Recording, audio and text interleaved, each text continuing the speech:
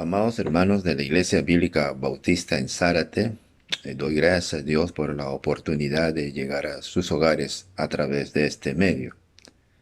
Es muy importante que nosotros todos los días tengamos un acercamiento a las Sagradas Escrituras y a su vez pedirle a Dios que siempre nos guíe con su palabra. Por las redes para circulando una historia, una narración muy interesante porque toca algunas áreas de nuestra vida en relación con nuestro prójimo. Hay una pequeña historia que se le llama o se le conoce como el ratón, el cordero y la vaca. Cuenta de que una pareja de jubilados hace ya bastante tiempo decidieron dejar la ciudad y irse a vivir en el campo. En el campo compraron una casa y compraron algunos animales, como una gallina, corderos y una vaca. Y en esa casa se introdujo un ratón. El ratón hacía sus peripecias y comía todo lo que se le antojaba. Los dueños de la casa se dieron cuenta de que tenían un visitante extraño y decidieron comprar una ratonera. Esta ratonera lo pusieron cerca de la puerta de la cocina y el ratón observaba todo eso desde su agujero. Y al ver pues que su vida corría en peligro, decidió avisar a todos sus amigos. Se acercó a la gallina y le dijo de que habían puesto una ratonera y que corrían peligro. La gallina mira al ratón y le increpa diciendo que el problema no es de ella, porque al fin y al cabo ella nunca entra a la casa. Y lo miró y se alejó. El ratón continuó con su tarea y fue a visitar al cordero, que se encontraba un poco más allá. El cordero le dijo de que él tampoco podría pisar o estar muy cerca de la ratonera, y aun cuando éste lo tocara no funcionaría con él, no quedaría atrapado, y también le prestó muy poca importancia. El ratón va y conversa con la vaca, y la vaca le dice de que para ella no le interesa y que no es problema suyo y que además la ratonera no ha sido comprada para ella. Se aleja del ratón y el ratón, preocupado, regresa a su casa. Ahí a lo lejos miraba a la ratonera, pensando en lo peligroso que era para él. En un momento en la noche, la ratonera hace un sonido extraño, como que hubiera capturado a un ratón. Los dueños de la casa escucharon el ruido y la esposa descendió a la primera planta rápidamente y encontró efectivamente que la ratonera había capturado un animal. Y cuando se acercó más de cerca, vio que una serpiente se encontraba en la trampa y que la trampa estaba mordiendo la cola de la serpiente. La serpiente, en un momento al ver a la mujer, dio un salto y le mordió a ella. La mujer dio un grito llamando a su esposo y su esposo descendió rápidamente y vio el peligro en que estaba. Inmediatamente tomó a su esposa, lo llevó al hospital más cercano y les dieron algunas vacunas antivenenosas, antiofidios, con el fin de poder curarla. El esposo vio que el peligro había pasado y volvió con su esposa a su casa. Estando en su casa, él recordó que una sopa de gallina podría ser muy restituyente para una persona que está enferma. Así que agarró un cuchillo y se fue a su corral, agarró a la gallina y ¡zas! Le dio un golpe y la mató. Y de ella preparó un buen caldo. Y la mujer seguía con fiebre. Aún después de un par de días, el Señor amablemente trataba de cuidarla lo mejor posible. Cuando se enteraron sus amigos de que la mujer estaba enferma, los vecinos se acercaron, llevando algunos presentes, y como eran tantos, el esposo decidió darles de comer a todos sus visitantes. Y se fue al corral y agarró al cordero y también le dio un golpe certero y preparó alimento de él para todas sus amistades. Después de 5 días, la mujer murió, no pudo más. El hombre, muy triste y preocupado, no tenía recursos para poder cubrir su sepelio. Lo que hizo fue vender la vaca a un matadero para que con el dinero podría comprar un ataúd y poder llevar al cementerio del hogar. Esta es una fábula que en cierta medida hay una enseñanza interna. Cuando nosotros nos enteramos de que alguien está enfrentando alguna dificultad o peligro, todos nosotros podemos estar en riesgos. Es mejor ayudarnos los unos a los otros y no dejar a nadie con sus problemas. Nosotros debemos tomar las precauciones necesarias para evitar un mal mayor. Esto se llama prevención. Estaba buscando en la Biblia esta palabra, si se encuentra en algún lugar, y esta palabra no existe en la Biblia. Sin embargo, hay otra palabra parecida que lo usan las Sagradas Escrituras para darnos a entender lo mismo que significa la palabra prevención, y se le conoce con la palabra avisado. En el libro de Proverbios 14:15 dice: el simple todo lo cree, mas el avisado mira bien sus pasos. Unas páginas más adelante, en el capítulo 22, en el versículo 3, dice: el avisado ve el mal y se esconde, mas los simples pasan y reciben el daño. Son dos pasajes donde nos muestran de que la actitud de los hermanos o su conducta en relación para con su prójimo no debe ser de indiferencia, sino debe de ser de atención. No debe de haber apatía entre nosotros. Y en la Biblia encontramos por lo menos un par de historias muy recordadas por todos nosotros. Tenemos, por ejemplo, la historia de David y Abigail. Sabemos nosotros que David en sus primeros años, después de haber sido ungido, cuando Dios retiró su bendición de Saúl, Saúl perseguía a David para matarlo. Él vivía en los montes, en los desiertos, en los lugares que limitaban con la nación de Israel, con el pueblo de Israel. Cuando sus perseguidores estaban cerca de ellos no se enfrentaban con sus mismos compatriotas, sino que cruzaban la línea de frontera y se escondían en otros territorios. Siempre David evitaba una lucha contra su suegro, Saúl.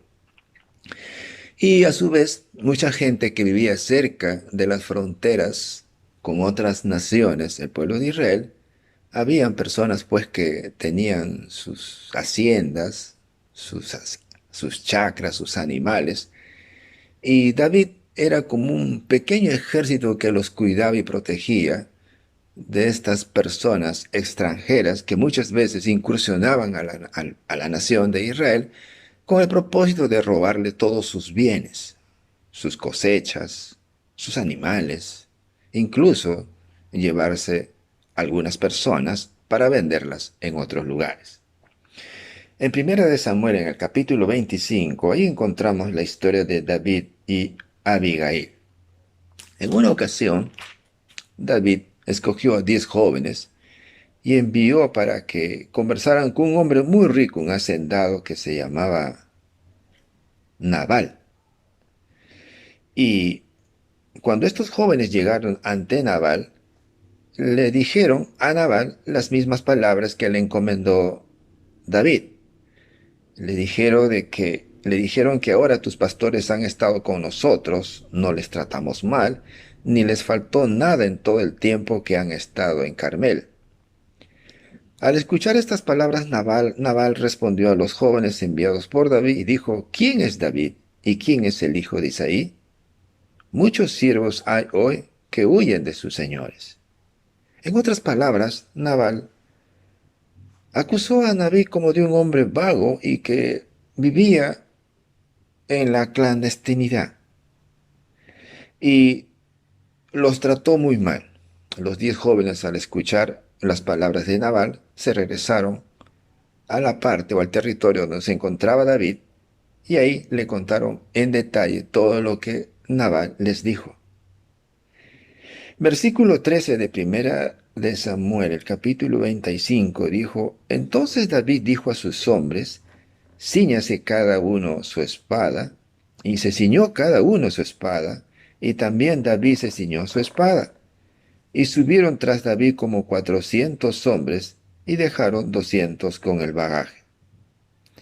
Sin embargo, una de las personas que previó este hecho fue su esposa Abigail. En el versículo 14 dice: Pero uno de los criados dio aviso a Abigail, mujer de Nabal, diciendo: He aquí David envió mensajeros del desierto que saludasen a nuestro amo, y él los ha zaherido. Y empezaron a contarle esos siervos, esos criados a Abigail, sobre cómo el pequeño ejército de David los trataron a ellos. Dijeron los criados: Muro fueron para nosotros de día y de noche, todos los días que hemos estado con ellos apacentando las ovejas. En el versículo 17, el temor de los criados era, le dicen: Ahora pues reflexiona y ve lo que has de hacer, porque el mal está ya resuelto contra nuestro amo y contra toda su casa, pues él es un hombre tan perverso que no hay quien pueda hablarle. Y ahí la historia continúa y vemos que Abigail empezó a tomar una gran cantidad de alimentos para llevarlo a David, mostrando gratitud por ese esfuerzo de proteger a cada uno de los ciudadanos de Israel. Ella se encontró con David y David le dice a Abigail: Ciertamente en vano he guardado todo lo que éste tiene en el desierto, sin que nada le haya faltado de todo cuanto es suyo, y él me ha vuelto mal por bien. Así haga Dios a los enemigos de David, y aún les añada que de aquí a mañana, de todo lo que fuere suyo, no he de dejar con vida ningún varón. Al encontrarse con Abigail, David estaba resuelto a destruir a toda la familia de Nabal. Sin embargo, Abigail interviene, y ella dice: Señor mío, sobre mí sea el pecado, mas te ruego que permitas que tu sierva hable a tus oídos y escucha las palabras de tu sierva. En el versículo 25 da una cierta apreciación de la conducta de su esposo que a muchos estudiosos de la Biblia los ha dejado pensativos hasta el día de hoy. Fíjense lo que dice el versículo 25. Dice: No haga caso ahora mi señor de este hombre perverso de Nabal, porque conforme a su nombre, así es. Él se llama Nabal, y la insensatez está con él, mas yo tu sierva no vi a los jóvenes que tú enviaste. Vemos nosotros que un versículo anterior, Abigail estaba dispuesta a redimir a Nabal, diciéndole a David: Su pecado sea sobre mí. Y sin embargo, en el versículo 25, él habla de su esposo diciendo que es perverso. Habla de que él es insensato. Eso nos hace ver la relación que tenía David con Nabal. Aun cuando ella conocía perfectamente a su esposo, ella se sujetaba a él. Ella cumplía su rol como esposa. Incluso iba un poco más cuando dijo, Señor mío, le dijo a David, sobre mí sea el pecado.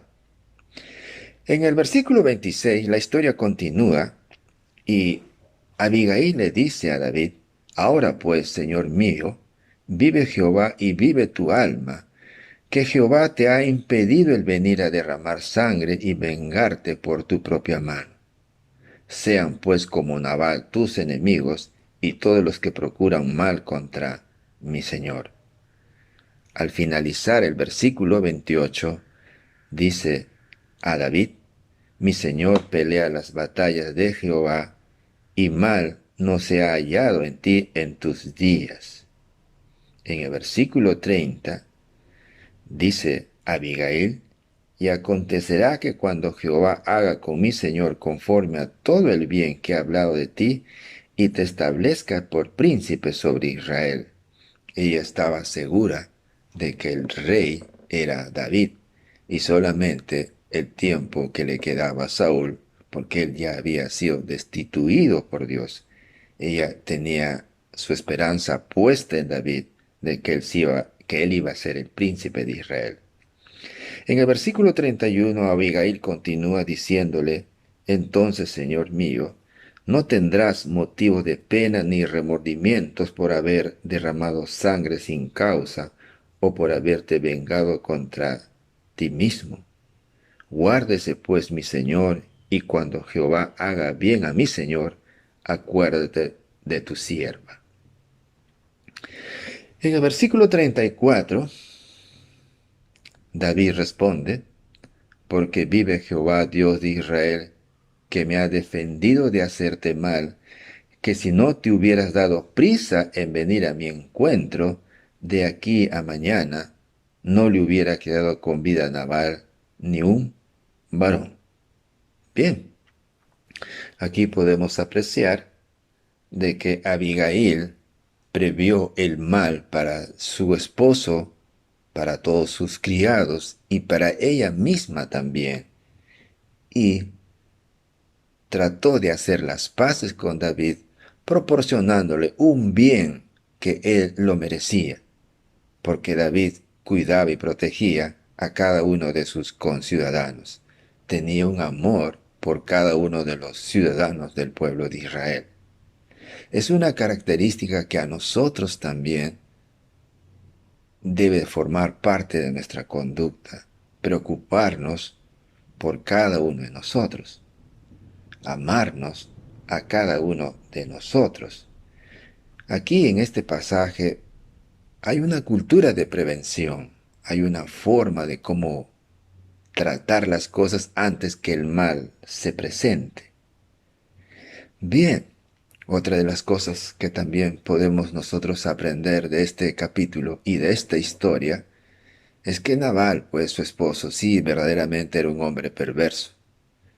Dice que cuando Abigail le contó la historia de lo que iba a hacer David con esa familia, dice que se desmayó su corazón en él y se quedó como una piedra. Es muy posible que le dio un ataque al corazón y a los pocos días murió. Nosotros pues podemos aprender de este capítulo de que es mejor prevenir que lamentar. Es un viejo adagio desde hace muchos años que mucha gente lo recuerda y lo sabe. También tenemos otra historia parecida en relación a la prevención, que lo encontramos en el libro de Hechos capítulo 9, después de la conversión del apóstol Pablo. Cuando el apóstol Pablo pudo ver otra vez la luz del día ante la imposición de las manos de Ananías, un siervo de Dios, él dice que inmediatamente se puso a predicar el Evangelio, y los judíos que lo escuchaban se quedaban atónitos, porque decían, este hombre que antes perseguía, ahora habla por ellos. Y estaban perplejos, y el apóstol Pablo hacía denodados esfuerzos para continuar con su ministerio, con su evangelización, al punto que los judíos se molestaron, se enojaron con él. Se enojaron hasta que decidieron matarlo. Dice que un grupo de ellos se habían puesto en la puerta de Damasco y esperar de que en algún momento el apóstol Pablo saliera de ese lugar para darle muerte. Querían matarlo y estaban decididos a hacerlo. Y cuando el apóstol Pablo fue informado de esto, dice que lo bajaron por una canasta durante la noche por los muros de la ciudad de Damasco, y así pudo huir de Damasco. Previó. Quizás algunas personas digan, eso es falta de fe, eso es falta de valor, pero sin embargo, es bueno prevenir, es muy bueno prevenir. Hermanos y amigos, yo los invito a que reflexionemos en estas dos porciones bíblicas. No nos enseñan en el fondo que cada cristiano debe de seguir a Cristo. Debemos siempre estar morando y vivir bajo el abrigo del Altísimo.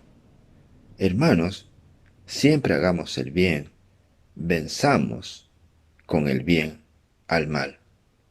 Dejemos la indiferencia y la apatía por otras personas. Siempre tratemos de inmiscuirnos, estar con ellos en todo momento. Es importante que nosotros estemos siempre preocupándonos los unos por los otros. La Biblia también nos enseña de que nos dice, ¿no?, que riamos con los que ríen, lloremos con los que lloran. Uno de los mayores problemas que tiene todo cristiano en su vida personal es que su pecado. Siempre el pecado nos asedia. El pecado es constante. Solamente vamos a ser librados de esta vieja naturaleza que quiere tomar el control de nuestra persona cuando Cristo venga por nosotros. Hermanos, hace algún tiempo leí un libro donde hay pecados que no se pueden perdonar. La Biblia nos dice que cuántas veces he de perdonar a mi hermano. Nos enseña a hacerlo 70 veces 7. Pero pensemos en esto. Si una pareja, una esposa le es infiel y empieza a estar en coqueteos y amoríos con otro varón, y un día se acerca esta mujer acompañándose de su amante, cogiéndose del brazo, y le dice a su esposo, esposo, perdóname mi pecado. ¿Creen ustedes que el esposo le perdonará a su esposa que está al lado de su amante? Por supuesto que no. A veces nosotros actuamos de esa misma manera ante Dios cuando nos acercamos a Él para pedirle perdón. Le pedimos perdón, pero en la intimidad de nuestras vidas no abandonamos el pecado. Seguimos bien aferrados de Él. Y eso es muy peligroso porque perdemos la bendición de Dios. Hermanos, esta es una pequeña reflexión que nos enseña a que debemos tomar las precauciones necesarias para evitar un mal mayor. Hermanos, que Dios los bendiga ricamente. Gracias.